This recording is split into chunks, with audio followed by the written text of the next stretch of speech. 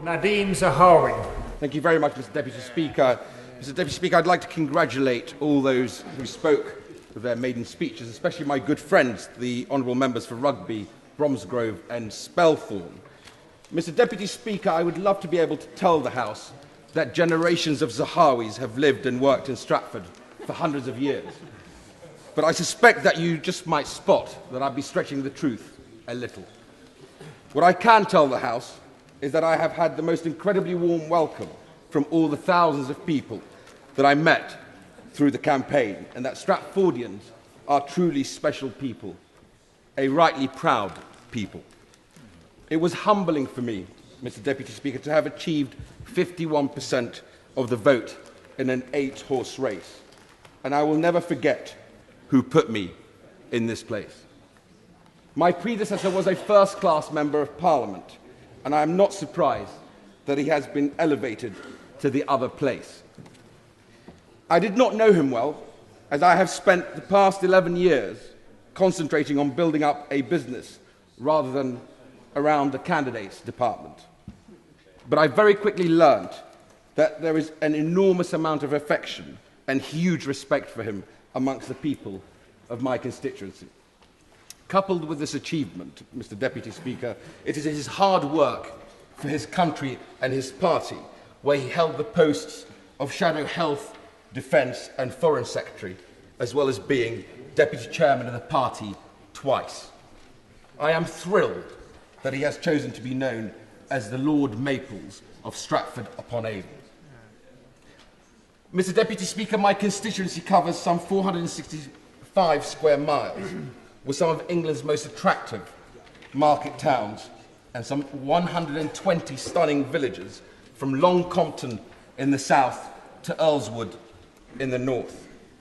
Stratford town itself awaits the reopening of the RSC Theatre in November, where under the great leadership of Vicky Hayward, it is undergoing a £112 million makeover that will deliver a whole new experience for those coming to see the works of the great bard. My wife Lana and I were honoured for being part of the procession for his 446th birthday celebrations in April, where we walked from his birthplace in Henley Street to his place of rest at Holy Trinity Church. Mr. Deputy Speaker, my constituency is not without its problems, some of which are very local and others which were inflicted upon it by the policies of the previous government. The town of Stratford is suffering from overdevelopment, and the top-down targets that were set by central government have clearly done a lot of damage. All of our towns have problems with antisocial behaviour and thuggery, which stems from a combination of the 24-hour drinking laws and a police force that is hampered by bureaucracy.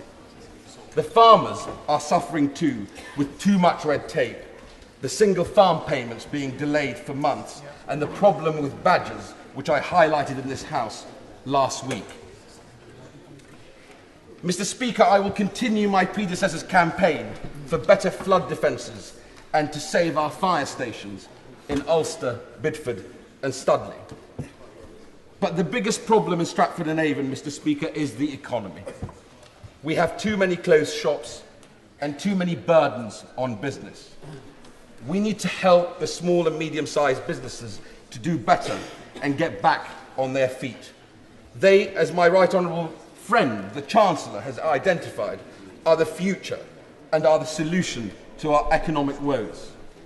I am very pleased to have seen this government's first minister to visit China and play such a central role at the G20 in South Korea. Yes.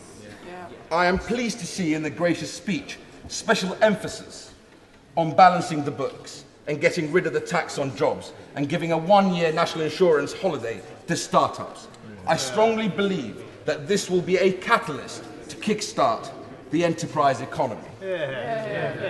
I now say my only word of caution, because I am someone with first-hand experience of a startup.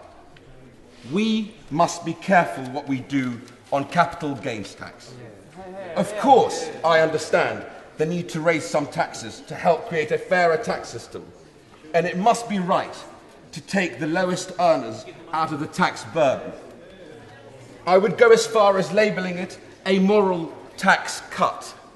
However, it is important to remember the job creators and those who back them and those who join them and work for them. It would be counterproductive to penalise people who would invest in startups, in itself a high-risk thing, by increasing CGT on their investment. It would also be wrong to penalise employees who join a risky startup from possibly a safer occupation. And of course, it would be wrong to penalise entrepreneurs themselves. In the Grace's speech, there was a strong focus on freedom, fairness and responsibility. And it would be unfair and wrong to penalise people who have acted and saved responsibly with a further tax at a time when we are introducing incentives to act responsibly in marriage and partnership. Penalising responsible investment would be sending a contradictory and unhealthy message to the country. Mr. Speaker, no maiden speech from the member for Stratford and Avon would be complete without a quote from our country's greatest poet and playwright. I thought long and hard as to which of his works would be most appropriate, and I settled on that Scottish play, that great tale of human ambition, conspiracy and tragedy. It is from the witch's scene in Act 1, Mr. Speaker, which must surely be read as a warning to the three largest parties in this House.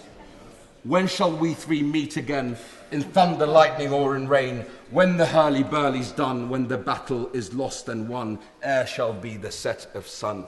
Mr. Speaker, our country faces a dark economic storm, and the people will be watching us and how we behave in this House. Let us not be tempted by self-interest or party interest, and let's instead put our country first. Thank you.